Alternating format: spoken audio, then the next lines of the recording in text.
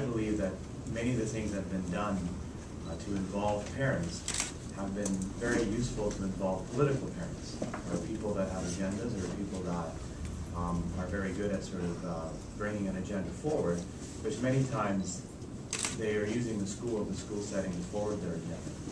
And for ourselves in the school system, it's kind of like, you want to have involvement, but then the first day those 3 parents show up, the other 20 go home. Yeah. And then you're basically battling the rest of the year. And then when people come to you later on and say things like, how come no one comes to your school council, what can you do better? You can't say, I want to get rid of those 3.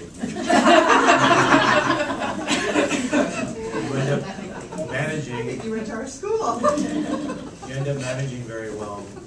You can without relationship, but then trying to find other vehicles to collect the other kids.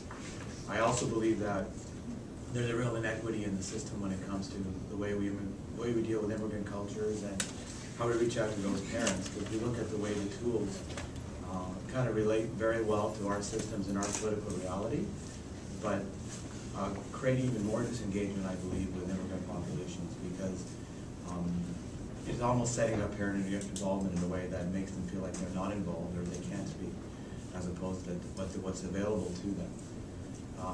And I do believe when I read the stuff that comes out, and that's very survey research based, that it's very good advice, because I do think that there's a big difference between being involved in the school and being involved in your kid's life, and they're 2 very different things. I've had many a kid in my office crying, saying, my mom doesn't really want to talk to me, or my dad doesn't know what's going on, but meanwhile they're on school council and they're very involved. So that balance is interesting.